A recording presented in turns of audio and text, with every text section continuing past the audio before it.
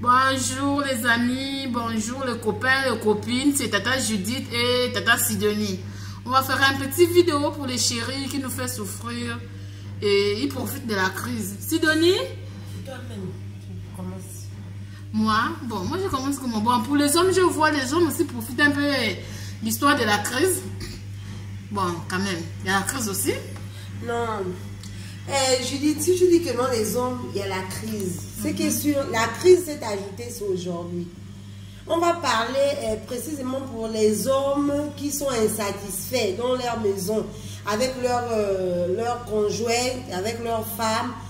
Ils sont toujours là pour chercher, aller voir ailleurs. Est-ce que Judith, est-ce que c'est normal? Non, c'est pas normal. Voilà. Premièrement, moi je pense qu'un homme, lorsqu'il est avec sa femme à la maison, la femme, elle est là, c'est lui qui doit répondre aux besoins naturels de la femme. Oui. L'homme doit embellir sa femme. Parce que lorsque on désire ta femme dehors, ça veut dire que tu as une belle femme. Oui. Voilà. C'est clair. Maintenant, un homme qui est là toujours insatisfait, la femme est toujours mandjongo, rigolo, elle est toujours avec le pain du matin au soir. Moi, je trouve que c'est pas la faute de la femme. C'est la faute de qui? La faute à l'homme. Non, c'est de Non, excuse-moi, je te coupe la parole. Oui. Il y a des femmes aussi là où les hommes donnent l'argent, mais ils ne s'occupent pas d'elles. Hein? La femme, elle néglige son corps, elle ne veut pas s'occuper, elle ne veut pas se prendre soin d'elle. Elle pense que parce qu'elle a trouvé le mari, bon, pour elle c'est fini, elle est déjà casée. Non. Bon, ok, d'accord. Donc c'est ce qui donne la force à cet homme-là de aller voir dehors. Oui.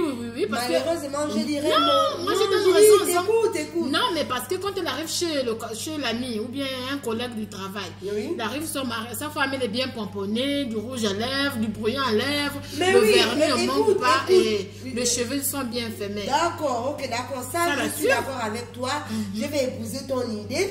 Mais sauf que quand tu racontes ce genre de situation, que ta femme, elle est toujours celle qui ne veut pas s'entretenir, elle est là du matin au soir avec le pagne, elle se fait pas belle, elle est toujours hors sujet. Bon, voilà. Toi qui es l'homme, sachant que quand tu vas, par exemple, chez tes collègues, tu trouves la femme de ton collègue, elle est toujours pimpante.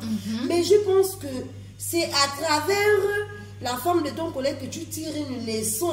Tu viens, tu fais asseoir ta femme. Non, ma chérie, écoute, dorénavant, je veux plus te voir avec le pagne. Dorénavant, je veux que tu te fasses un peu belle comme ça. Moi, je pense que quand on est dans un foyer, dans le couple, on se complète. Voilà, ça ne veut pas dire que parce qu'elle est comme ça, ou bien parce que tu ne peux pas. Non, le foyer, précisément le couple, on s'éduque. C'est comme toi l'homme, je vais te trouver par exemple, tu vas marcher avec des babous, je vais te trouver le polo, tu vas faire 3 jours avec le polo, 4 jours, tu sens pas bon, le blouson, tu ne mets pas. Non. Sachant que moi la femme, quand je veux que mon mari soit toujours élégant, mignon, il va au travail, il est propre, qu'est-ce que je fais, Judith? Mais je vois, chérie, non, la fin du mois là, je veux que tu me trouves un peu plus d'argent. Tu ne lui dis pas pourquoi est-ce que cet argent va te servir à quoi? Non, tu dis, voilà, quand tu pars au marché, tu fais. Tu lui prends le gros polo. Non, tu lui prends les gros polos. Mais non, pas les gros polos. Je dis, en ce moment, nous vivons dans le monde du style. Non, mais tu sais mais quand tu vas l'arranger aussi, c'est pas bon. Non, tout est devenu modernisé. Nous vivons dans le monde du style. Moi, je préfère encore arranger mon homme, même si quelqu'un du dehors le désire, l'apprécie. Quand on apprécie ton homme, c'est toi, Judith, qui a les points. Non, moi, je préfère le laisser avec les pattes d'œuf. Non. Avec les pantalons qui portaient les wemba, l'ancien président de la Nazie, c'est pas comment? Non. Les homba, voilà. Les pattes d'œuf, je les laisse comme ça. Qu'ils soient pour moi, quand même. Non, écoute, même si parce que moi, je veux pas qu'il me triche, hein. Sincèrement, moi, je préfère que mon homme soit toujours bien habillé. Mais c'est il va au travail, il est propre. Si on te désire, regarde, tu sais, on peut désirer ton homme, mais c'est ton homme qui doit avoir le cœur que si aujourd'hui je suis habillée comme ça, c'est grâce à ma femme, c'est grâce à Judith. Mais en bas là-bas aussi, ça ne va pas résister que Judith, hein. Mais pourquoi pas? Le zizi ne va pas penser à Judith. Non, Judith, c'est pas tous les hommes. C'est pas tous les hommes qui se baladent avec le zizi dans le plateau. Mais le zizi là ne va pas penser à Sidonie. Le zizi là, elle va chercher à aller voir qu'est-ce qu'il y a là-bas. Au contraire, si Judith, je dirais oui. Quand ton homme sait que là, il a été vêtu par Judith, honnêtement parlant, il part, ça restera marqué dans sa tête que c'est Judith. Si je suis habillée comme ça, c'est grâce à ma d'abord femme. trompé. Même si, pendant qu'il est en train de te tromper, mais il sait en son intérieur. Ça ne va pas tomber.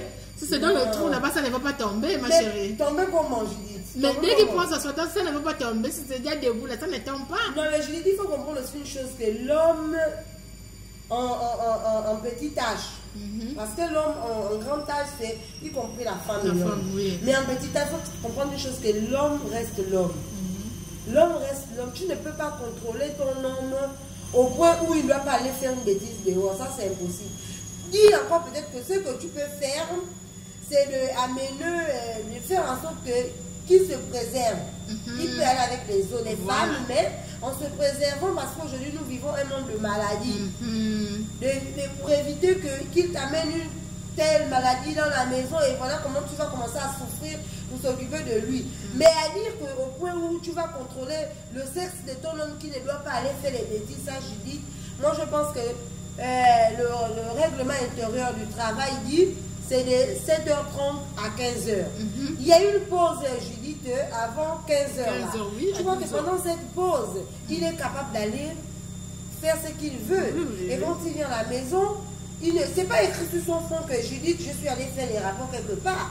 Mais maintenant, tu penses que sur l'histoire de la crise, là où les femmes prennent maintenant l'autorité, ils manquent de respect au mari qui ne travaille pas, et tu penses à quoi? Non, mais moi je dirais tout simplement que la crise, c'est tout simplement, elle est venue juste s'ajouter. Et puis moi, je vais conseiller mes soeurs. C'est pas le fait que ton mari a perdu l'emploi, que tu vas le mépriser, que tu vas le mal parler, que tu vas le manquer de respect. Je pense que toute chose y est un temps. Cette histoire de la crise, à l'époque du président Omar Bongo, on avait déjà cette crise-là, mais je pense que l'appellation, ce n'était pas la crise. On l'appelait la conjoncture. On avait ça. Mais il y a une manière de faire. Moi, je dis toujours qu'aujourd'hui, je bénis Dieu parce que j'ai trouvé un petit bricole. Mais même si mon mari ne travaille pas, supporte-le. Parce que le jour où Dieu t'ouvrira les portes, c'est toi qui vas rire. Mais tu vas prendre ton mari, tu vas le mettre à la rue, tu vas le faire ceci, tu vas le traîner parce qu'aujourd'hui il devient clochard, il ne travaille plus. Mais pour ces femmes qui le font, sincèrement, la chicotte de Dieu, le fouet de Dieu, là, il est plus qu'elle, la chicotte d'un homme. Mais si lui aussi t'es maltraité, ne donnait pas l'argent quand il travaillait. Non, mais raison pour laquelle ne voit plus. Et toi, tu fais comment?